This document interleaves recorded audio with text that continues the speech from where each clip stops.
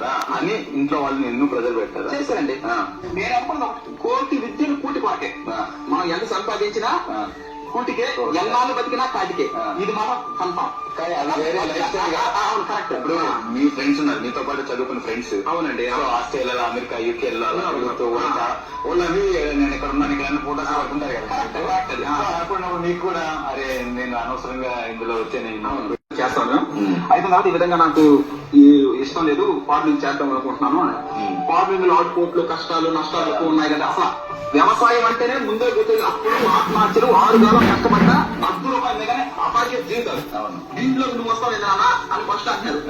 Daddy మీలాగా చేసే పని అయితే నేను అవసరం లేదు. నేను నేచురల్ ఫార్మింగ్, సివిఆర్ మెథడ్ లాంటి, అంటే వ్యవసాయ రంగంలో వెలుగులు నింపుతున్నటువంటి వాళ్ళు సివిఆర్ గారు, సుభాష్ పాలేకర్ గారు, చౌహాన్ గారు. వాళ్ళంటే మనం ఆల్రెడీ వాళ్ళు దారి వేస్తున్నారు. మనం ఆ మార్గంలో మనం అంటే ఆయన విధంగా చేశారు, మనం కూడా చేద్దాం. కొత్తగా ప్రెసిడెంట్ కూడా సీనియర్ గారి దగ్గర రావడం జరిగింది. సీనియర్ కొత్తగా ప్రయోగాలు చేయాల్సిన అవసరం కూడా లేదు. వాళ్ళు ఆల్రెడీ మనకి ఒక పార్ట్ క్రియేట్ చేశారు, మనం ఆ దారిలో నడవడమే.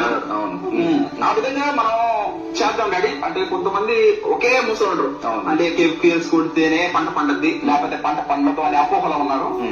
అది ఆ విధంగా కాకుండా ఈ విధంగా మట్టి ఆల్రెడీ వాళ్ళు చేశారు. ఇప్పుడు ఈ విధానం ఏదైతే ఉందో ఎరువులు అన్ని కూడా కేవలం వరికేనా, లేదంటే ఇతర పంటలకు కూడా? అన్ని పంటలకు వేసుకోవచ్చండి. మలబరి తోటకు వేసుకోకూడదు. మలబరి తోటకు ఎందుకు వేసుకోకూడదు అంటే, మనం ఎప్పుడైతే స్ప్రే చేసినప్పుడు ఆ పట్టు పురుగులు ఉంటాయి కదా, అవి చనిపోతాయి. అందువల్ల ఒక మలబరి తోట మిగతా ఏ పంటకైనా మనం వేసుకోవచ్చు. అయితే మీరు చెప్పేదంటే ఈ మట్టి తినడం వల్ల ఎలాంటి పురుగైనా చనిపోతుంది, అందులో మలబార్ పురుగైనా చనిపోతుంది. మల్బరీ తోట వేయకుంటున్నాం. అదే దాని ఉదాహరణ ఏంటంటే అందులో పురుగు ఉంది కదా, అందువల్ల అదొకటి. అంటే దాదాపుగా ఆల్మోస్ట్ దీనికి ఫలానా పురుగు అనే సంబంధం లేకుండా ఏ పురుగైనా చనిపోతుంది. ఏ పురుగు చనిపోతుంది, ఎందుకంటే ఏ పురుగు మనకి ఏంటంటే చాలా మంది ఇలాంటి పురుగుకి ఈ మందు వాడండి, ఇలాంటి పురుగుకి ఇంకో రకమైన మందు వాడండి అని మనకి ప్రకటనలో వస్తుంటాయి. అవును. కానీ ఇది ఇంకొక స్పెషాలిటీ ఏంటంటే మనకి అన్ని ఎత్తుకోవాల్సిన అవసరం లేదు, ఒకటే ఉంటుంది. సబ్సాయిల్ ఎలా ఉంటుంది మీ పొలంలో మట్టి? ఒకసారి అసలు లోపల మట్టి ఉండగా రసాయనాలు ఎందుకు దండగా చూడండి. ఒకసారి మనం ఇది మట్టి, మనము 2.5 అడుగుల లోపల మట్టి మనం స్ప్రే చేస్తా ఉంటాం. ఆ స్ప్రే చేసి లోపల సన్నని జిగట ఉంటది, మనకి కనపడదు. ఆ సన్నని జిగట మొక్క మీద పడి ఉంటది. ఎప్పుడైతే పురుగు అంటే పై మట్టిలో కన్నా లోపల మట్టి అంటే లోపల మట్టి ఒక మస్తర శక్తి.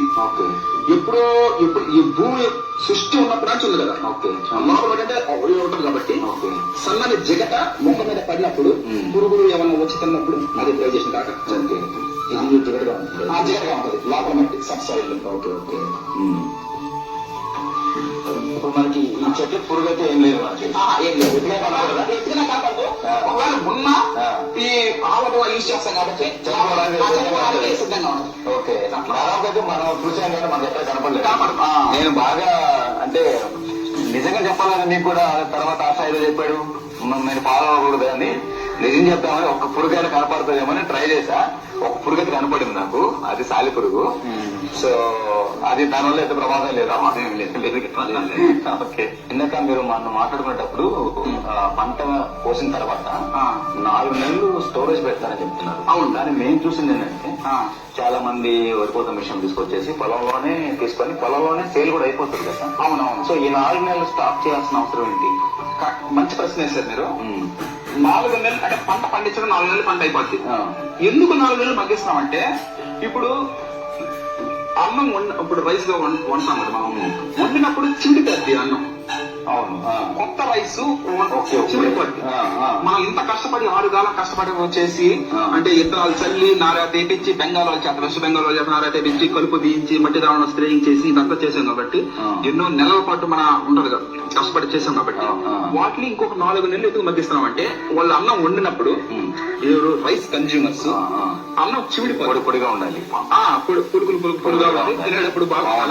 అందువల్ల ఒక 4 months మగ్గించామంటే ఆ చిమిడిపోవడం అనేది ఉండదు. ఓకే. అదే ఇంకొక అనుమానం ఏంటంటే, అది 4 నెలలు ఒడ్లని మనం స్టాక్ చేసి ఆడించవచ్చా, లేదా ఆడించిన తర్వాత అయినా స్టాక్ పెట్టుకోవచ్చా? లేదా ఇప్పుడు ఒడ్లు ఉంటాయి కదా, ఊరిపోతు పోసేసాము, పట్ల పరిచేసి ఎండ పెట్టేసి దాంట్లో ఉన్నట్టు మాయిశ్చర్ తేమంతా పోతుంది, పోవాలి కూడా.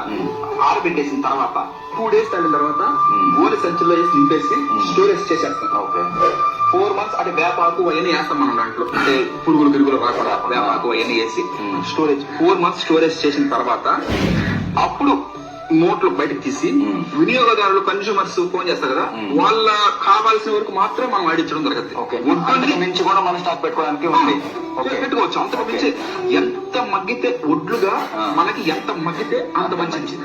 నేను రైస్ కూడా చేపించను, కన్స్యూమర్స్ ఆర్డర్స్ ప్రకారం బేస్ చేసుకుని నేను పండించడం. అది రైస్ ఆడిస్తా ఉంటాం. యాక్చువల్ గా చాలా మంది ఏం చేస్తారంటే రైస్ మామూలుగా ఒడ్లు చల్లుతా ఉంటారు, కోరిక్కు అవన్నీ. అవి మనం ఎందుకంటే కస్టమర్ కెమికల్ లేకుండా